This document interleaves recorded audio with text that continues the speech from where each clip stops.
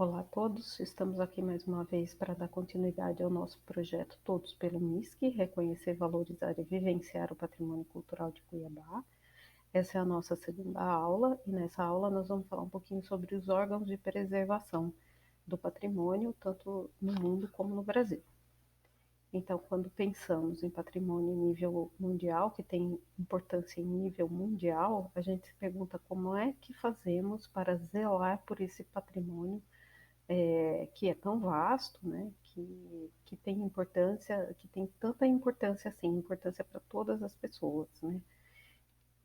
Então, nós temos vários órgãos, né, o órgão mais importante e um órgão conhecido é a Unesco. A Unesco é um órgão das Nações Unidas e o nome significa Organização das Nações Unidas para a Educação, a Ciência e a Cultura. Foi fundado em 1945 e o seu escritório no Brasil foi aberto em 1964, em Brasília. Para quem tem mais curiosidade, pode entrar no site e lá a pessoa vai encontrar muitas informações sobre, tanto sobre o próprio órgão, como sobre o patrimônio que é protegido e reconhecido por esse órgão. E esse órgão tem uma missão, que é manter, expandir e difundir o conhecimento, garantindo a conservação e a proteção do legado mundial de livros, obras de arte e monumentos de história e de ciências. Temos também o ICROM, que é o Centro Internacional de Estudos para a Conservação e Restauro de Bens Culturais. É uma organização intergovernamental criada pela Unesco, né? Então ela é vinculada à Unesco e foi criada em 1956. Temos aqui também o site, quem quiser mais informações pode entrar lá. E a missão do ICROM é um pouquinho diferente, e é criar e promover condições efetivas da preservação, da conservação do patrimônio cultural em todo o mundo. E esse órgão tem um viés bastante prático e técnico. Temos também o ICOMOS, que é o Conselho Internacional de Monumentos e Sítios, é uma organização não governamental global associada à Unesco. Aqui temos o site. E daí, esse ICOMOS, ele é o organismo consultor da Unesco.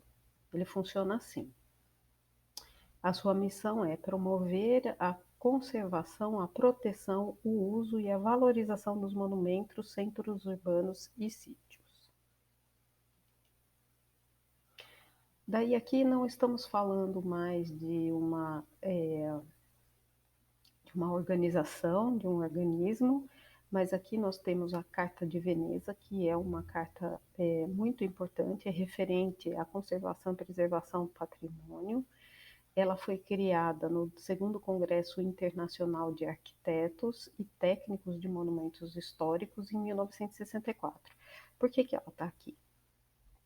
Porque ela é um documento internacional e super importante para essas ações de conservação e preservação de patrimônio no mundo, né?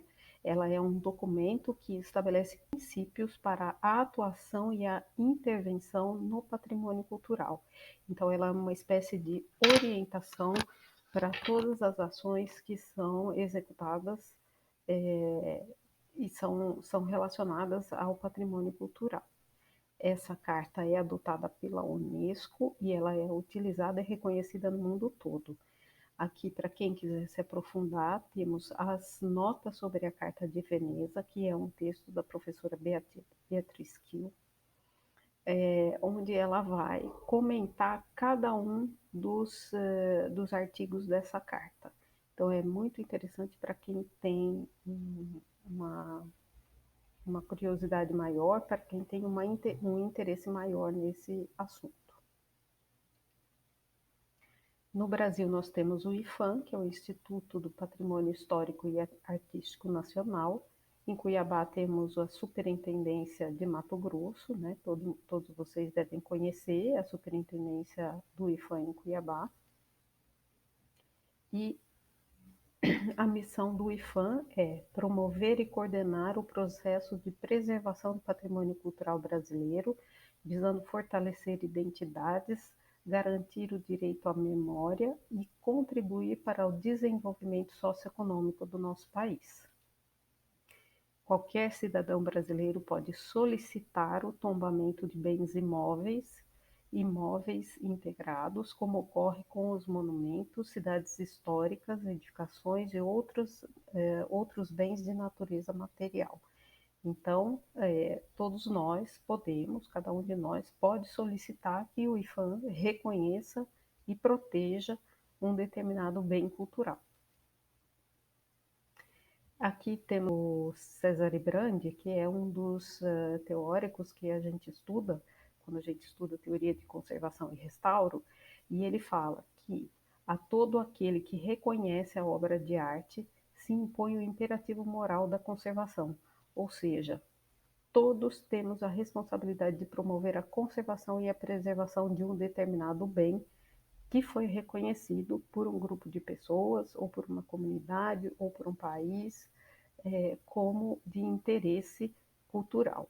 Então, todos nós temos essa responsabilidade e é por isso que o IPHAN recebe qualquer demanda de preservação, qualquer demanda, solicitação de preservação de um determinado bem. É claro que para que o IPHAN receba essa demanda, é preciso que essa comunidade ou esse grupo de pessoas tenha feito um levantamento sobre aquele bem, um registro que leve informações para o IPHAN. E o IPHAN vai analisar tecnicamente aquela solicitação e vai fazer o reconhecimento ou não daquele patrimônio em nível nacional. Então, aqui estamos falando, né, de todos os bens que são importantes em nível nacional. Então, em resumo, né, temos aqui, em nível internacional, né, a Unesco, temos o ICROM, temos o ICOMOS, em nível nacional temos o IPHAN, que é o Instituto do Patrimônio Histórico e Artístico Nacional. Temos, em geral, nos estados, as secretarias de cultura, né, em Mato Grosso, a CECEL, Secretaria de Cultura de Mato Grosso, e aqui temos o link que leva a essa secretaria. Em geral, todos os estados têm a sua secretaria que cuida do patrimônio. E daí, em geral também, todas as cidades têm ou o seu conselho municipal ou algum órgão vinculado à prefeitura que cuida do patrimônio que tem importância em nível municipal, né? Então, é mais ou menos assim que funciona. Um bem pode ter uma importância local, em nível municipal, e não por isso ela é menos importante do que aquele bem que recebeu um reconhecimento da Unesco. O que interessa é que aquilo é importante naquele âmbito e tem um reconhecimento. E tendo um reconhecimento, né, por parte dos poderes públicos, tem que haver uma política pública que consiga promover a preservação, a conservação desse bem. O que acontece é que muitas vezes temos o reconhecimento, mas não temos a política pública que consegue dar conta da preservação desse bem, né? Então, vamos falar um pouquinho da preservação do patrimônio no Brasil e da criação do IPHAN. Como é que isso tudo começa, né?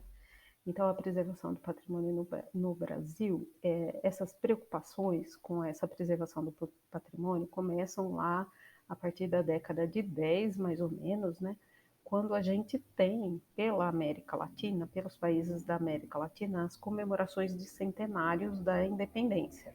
O Brasil ficou independente de Portugal em 1822 e em 1922 temos aí as comemorações de centenário, né? Outros países alguns anos antes e alguns outros países da América Latina alguns anos depois, mas é por essa época, né? Com isso a gente tem a ascensão de algumas ideias nacionalistas, então as pessoas, os intelectuais, né, a classe intelectual desses países estavam preocupadas em saber afinal de contas, porque eram todos colônia, né? Afinal de contas, o que era a cultura própria de um país como o Brasil, né? Então, essas questões foram levantadas nesse período.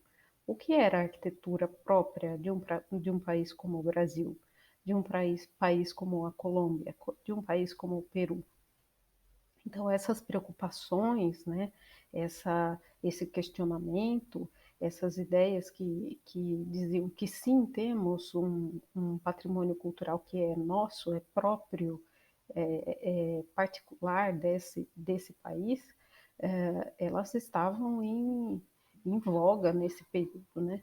Aí a gente tem também a Exposição Internacional do Centenário da Independência, que acontece em 1922 para comemorar a independência do Brasil, né? No Rio de Janeiro acontece essa exposição, e a gente tem mais ou menos por esse período também a ascensão do movimento neocolonial. Esse movimento neocolonial foi um movimento aí fomentado pelo Ricardo Severo, que é um engenheiro português, e pelo Mariano Filho, que não era engenheiro, não era arquiteto, mas era um entusiasta da causa. Ele era médico, né? Mas ele era um entusiasta da causa. Então, no que consiste esse movimento neocolonial? É um movimento que vai resgatar características da arquitetura colonial para criar uma arquitetura do início do século XX. Né? Então, muitas características da arquitetura colonial a gente vai rever nesse período aqui na produção arquitetônica, e algumas outras características são meramente invenções, né? Mas, enfim, isso aqui consistiu esse movimento que se chamou movimento neocolonial, né? Então, bom, nesse contexto, temos muitos arquitetos e intelectuais que vão se engajar aí em pesquisas e viagens, né, pelo Brasil. Então, imaginem vocês, né, em 1922, as condições de transporte, as condições de viagem no Brasil ainda não eram muito boas, né? E, portanto, essa essa arquitetura própria do Brasil, essa arquitetura brasileira, não era bem conhecida, né? Então, esses intelectuais vão se engajar nessas viagens e nessas pesquisas para tentar identificar que arquitetura é essa, que é a nossa arquitetura própria brasileira, né? Então, eles vão viajar para poder conhecer essa arquitetura, e eles vão levantar, registrar e desenhar muitos elementos construtivos e decorativos, né? E vão registrar também muitos prédios, muitas igrejas do período barroco, do período colonial também. Então, ainda pensando nessas viagens pelo Brasil, né? Por exemplo, o Mário de Andrade, que era um adepto das ideias do Ricardo Severo, ou seja, ele era um entusiasta desse movimento neocolonial. Ele fez várias viagens a Minas Gerais entre 1919 e 1924, né? O Alexandre de Albuquerque, que também foi um arquiteto, ele vai promover excursões técnicas com os alunos da Escola Politécnica de São Paulo. Então, eles vão para Itanhaém, para Ouro Preto, para Tiradentes, para Congonhas do Campo, e os alunos eram incentivados a fazer desenhos e levantamentos em loco de edifícios importantes, né? Então, imaginem vocês, né? As condições de viagem eram difíceis, a gente não tinha aí máquina fotográfica muito fácil, né? À mão, como a gente tem hoje, e então eles viajavam e desenhavam. Então, a gente tem muitos registros, né, desse período em que se decidiu sair pelo país para fazer um reconhecimento da nossa arquitetura. Aqui a gente tem alguns desenhos do Alexandre de Albuquerque, né, dos alunos do Alexandre de Albuquerque, realizados durante as excursões técnicas. A gente tem também o José Mariano Filho, que eu já falei um pouquinho dele para vocês, que era um médico, né? ele, através de bolsas da Sociedade Brasileira de Belas Artes, ele patrocinava a viagem de jovens arquitetos para fazer esse reconhecimento e esse registro, né? Então, aí, alguns arquitetos que a gente já conhece, né, que são conhecidos no Brasil, em 1900, no início de 1924, eles vão para as cidades do ciclo do ouro. Então, Nestor de Figueiredo vai a Ouro Preto, Nereu Sampaio vai a Congonhas do Campo, Lúcio Costa vai a Diamantina. E esse aqui é um dos desenhos do Nereu Sampaio, que vai a Congonhas do Campo, em Minas Gerais também, né? Olha só. Então, um desenho muito bonito, muito detalhado, né? E que dá a conhecer para nós o que era a arquitetura própria brasileira. E aqui, por acaso, a gente está falando, né, de uma arquitetura do período barroco, das cidades mineiras, né? E aqui essa obra conhecida do Aleijadinho, né, de Congonhas do Campo. A gente tem também o Oster Rodrigues. Ele viaja, ele faz um levantamento iconográfico em loco de edificações coloniais brasileiras, né? O trabalho dele foi publicado mais tarde, né? Se chama Documentário Arquitetônico. Então aqui a gente pode ver alguns dos detalhes que ele fazia, que ele levantava, né? Ele registrava. Então vejam, os detalhes de telhados com os seus elementos decorativos, né? E no geral, então, a gente tem publicações ricas de elementos decorativos e algumas edificações completas. Não temos muitas edificações completas, mas temos muitos detalhes, né, que foram feitos durante esse período por esses arquitetos, esses intelectuais, esses alunos de arquitetura que viajaram pelo país para fazer o reconhecimento dessa arquitetura. Sempre lembrando, né, que isso no período era importante porque queríamos nos conhecer, né? Queríamos saber quem nós éramos, qual era a nossa arquitetura brasileira. E então encontramos uma rica produção, principalmente do período colonial e do período barroco. Então, a professora Maria Lúcia Bressan Pinheiro, ela vai dizer que autores como Paulo Santos, né, que é um outro professor, supõem que tais viagens despertaram a atenção do governo mineiro para com a questão patrimonial. Então, seja como for, é fato que em julho de 1925, o governador de Minas Gerais, Melo Viana, ele montou uma comissão para elaborar um anteprojeto de lei relativo à proteção do patrimônio histórico e artístico brasileiro. Então, veja, toda aquela preocupação, né, que começa mais ou menos em 1910, né, que vai ter o seu auge ali em 1922, com a exposição de comemoração da independência do Brasil, com toda essa movimentação e essas viagens, os políticos, né, eles começaram a se dar conta de que a gente tinha sim um patrimônio brasileiro e a gente precisava tomar algumas medidas para que esse patrimônio fosse protegido, né? Então, vejam, aqui em Minas Gerais, o Melo Viana vai criar esse anteprojeto de lei relativo à preservação do patrimônio histórico e artístico brasileiro, né? No fim da década de 30, mais ou menos, o Aleijadinho começa a se destacar como artista nacional, porque depois dessas viagens todas, né, começa a se reconhecer todas aquelas obras do Aleijadinho. Começa a se perceber que, de fato, ele era uma figura muito importante nesse meio, né, e que ele tinha deixado uma produção muito importante. Então, para quem quiser, inclusive, se aprofundar um pouquinho, né, o Lúcio Costa tem um artigo que se chama O Aleijadinho e a Arquitetura Tradicional.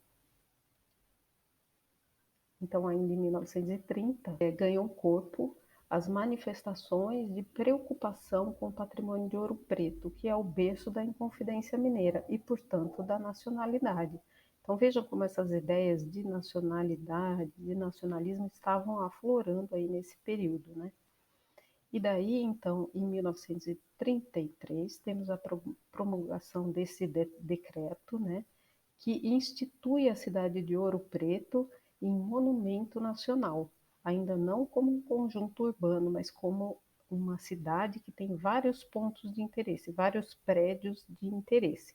Então, naquele período, a gente ainda não tinha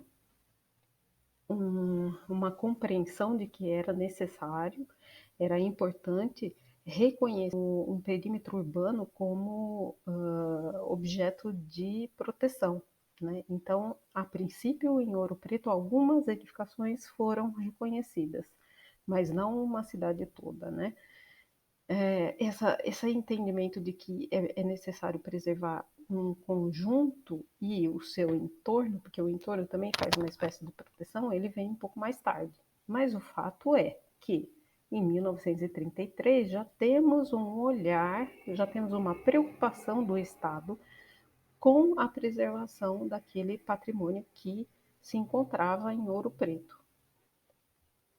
E daí, então, toda essa movimentação intelectual, né, essa movimentação que chega ao governo, essa preocupação com a proteção do nosso patrimônio, ela vai culminar na criação do IPM e do ISFAM, que eu vou mostrar para vocês o que é. Então, o IPM em 1934, o ISFAM um pouquinho mais tarde, em 1937. Então, em 1934, foi criada a Inspetoria dos Monumentos Nacionais do Museu Histórico Nacional. Então, a intenção era dessa inspetoria, né?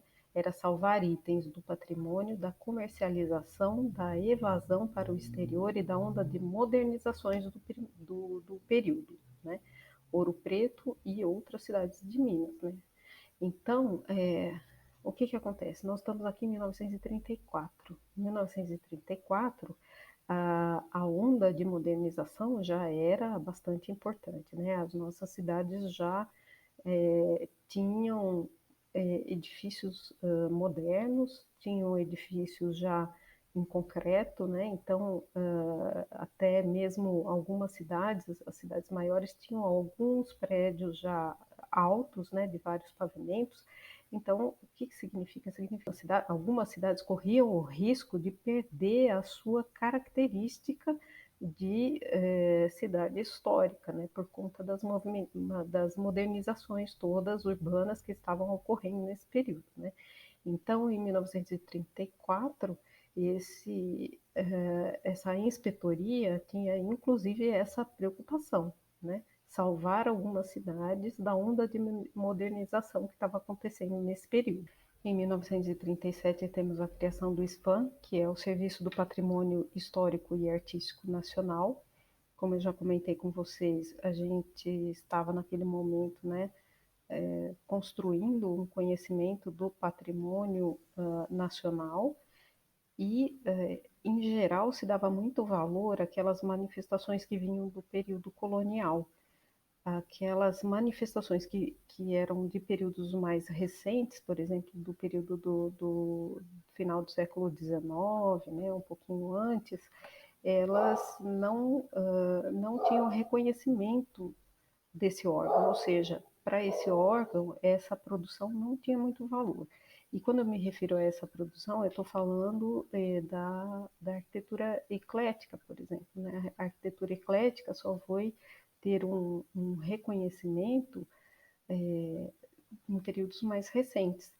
Então, muito do nosso patrimônio, que é de períodos posteriores ao período colonial, acabaram se perdendo porque o próprio órgão não reconhecia valores nessa produção. Né? Então, um processo bastante complexo aí de valorização do patrimônio. Inclusive porque ainda a mentalidade ainda era muito voltada à preservação de obras de exceção. A gente não tinha ainda muito bem esclarecida essa ideia de que é necessário e é importante conservar todos os conjuntos que têm uma importância para vários grupos sociais, né? Então, quem está por trás, né, da criação desse órgão, do ISFAM, que posteriormente vem a ser o IFAM, o Mário de Andrade, né, o nosso conhecido Mário de Andrade, que foi poeta, cronista, romancista, para a gente se lembrar, né, foi o autor de Macunaíma, o Herói Sem Caráter. Ele era pesquisador do folclore brasileiro. Ele foi também o idealizador da Semana de Arte Moderna de 1922, juntamente com outros intelectuais do período, né? E ele foi o redator das bases do ISFAM. Ele redigiu aí um documento muito completo que considerava, inclusive, aquelas obras que não eram obras de exceção, eram obras importantes para várias camadas da sociedade. Era era um documento bastante interessante e completo até para o período em que ele foi produzido. E depois esse documento foi adaptado, foi transformado em legislação e foi transformado em anteprojeto de lei, né, pelo Rodrigo Melo Franco de Andrade, que foi o diretor do IFAM até 1967. Ele ficou quase 30 anos na direção desse órgão, né? Ele era advogado, jornalista e escritor, e ele conseguiu com que esse projeto fosse aprovado pelo governo, né? Estávamos aí no governo do Getúlio Vargas. Então, né, essas duas figuras aí trabalharam pelo mesmo ideal, né, que foi a criação do órgão responsável pela preservação dos bens patrimoniais do Brasil, e esse processo foi marcado por circunstâncias históricas, né? Então a gente estava aí sob o Estado Novo, o governo do Getúlio Vargas, e afinal de contas, aquele projeto super completo do Mário de Andrade, ele não foi bem recebido, né? Então, houve uma desconsideração da cultura popular aí, né, nessa primeira legislação. E foram considerados os bens mais suntuosos, os bens excepcionais. Houve, desde o início, uma valorização bastante grande daqueles artefatos produzidos durante o período colonial, né? E os modernistas desconsideraram os períodos das influências estrangeiras, que é esse período mais da segunda metade do século XIX para frente, que é o período eclético, né? Esse período foi muito criticado como influência estrangeira e justamente no período estávamos procurando, né, o que era a arquitetura própria do nosso país. Então, por isso, né, em função disso, algumas obras foram perdidas, né? E daí temos, finalmente, né, o IFAM, 1937. Então, Mário de Andrade foi o idealizador, né, com essa visão abrangente, e o Rodrigo Melo Franco de Andrade é que consegue com que o governo implemente esse seu serviço, né, esse órgão, essa instituição, e ele vai ser o seu diretor até 1967. Acontece que de lá para cá, né, com as mudanças de governo, né, no nosso país, esse órgão, essa instituição mudou de título muitas vezes, né? Em 1946 ele passa a ser Departamento do Patrimônio Histórico e Artístico Nacional. 1970, Instituto do Patrimônio Histórico e Artístico Nacional. 1994, depois de várias outras alterações, ele volta a ser IFAM. Isso aqui, por que existem tantas modificações, né? Porque tradicionalmente não temos uma política continuada, né, de proteção do patrimônio no Brasil, e essas nomenclaturas elas vão mudando de acordo com a importância que o governo do período dá para a preservação do patrimônio, né? Dá para a questão cultural de maneira geral. Então, é muito significativo, todas essas mudanças são muito significativas se a gente pensar por essa perspectiva, né? E daí temos em 2019, né, o nosso Instituto do Patrimônio Histórico e Artístico Nacional, ele se constitui como uma autarquia federal vinculada ao antigo Ministério da Cultura. Em 1920, como vocês sabem, né, tivemos uma reforma ministerial realizada por esse governo atual, e o nosso Ministério da Cultura ele não existe mais. E, portanto, o IFAM e outros órgãos que eram vinculados ao MINC, eles passam a ser vinculados ao Ministério do Turismo. Então, vejam como as intenções do governo do período, elas podem mudar a importância que tem a questão cultural e a questão da preservação do patrimônio cultural, né? Então, o Instituto do Patrimônio Histórico e Artístico Nacional, o IFAM, hoje é vinculado à Secretaria da Cultura, que está no Ministério do Turismo. Todos esses outros órgãos aqui passaram para o Ministério do Turismo. Ele ficou com o nosso órgão de proteção, né, ele ficou com uma importância diminuída dentro das intenções de organização ministerial desse governo atual. Então, está aqui para quem quiser consultar o decreto 10.108, de 7 de novembro de 2019, que é o decreto que decidiu que todos esses órgãos fossem para o Ministério do Turismo, pode acessar essa página. E hoje, então, temos que o nosso IFAM é vinculado à Secretaria de Cultura do Ministério do Turismo, portanto, com uma importância bastante diminuída. E assim chegamos ao fim da nossa segunda aula. Eu espero ter esclarecido um pouquinho para vocês essas questões sobre como é que a gente faz, né, a preservação do patrimônio em nível mundial, em nível nacional, em nível estadual e municipal, né? São muitos órgãos, são muitas organizações que se relacionam com isso, e daí a gente pode perceber, né, como tudo isso é muito importante, né? Temos também as cartas patrimoniais, citei para vocês a Carta de Veneza, que é a carta mais importante, e aqui a gente tem algumas referências, então. Temos aqui o portal do IFAM na internet. Então, no portal do IFAM vocês encontram muitos materiais, a relação de bens protegidos no Brasil e uma série de outras informações muito importantes. Aqui vocês podem consultar esse vídeo, que foi uma live pronunciada pela arquiteta Amélia Irata, que foi superintendente do IFAM-MT, alguns de vocês devem conhecer, então ela vai falar sobre o IFAM-MT e o patrimônio arquitetônico. A gente tem aqui um link que leva as notas sobre a Carta de Veneza, que é da professora Beatriz Kiel, escrita e explicada pela professora Beatriz Kiel.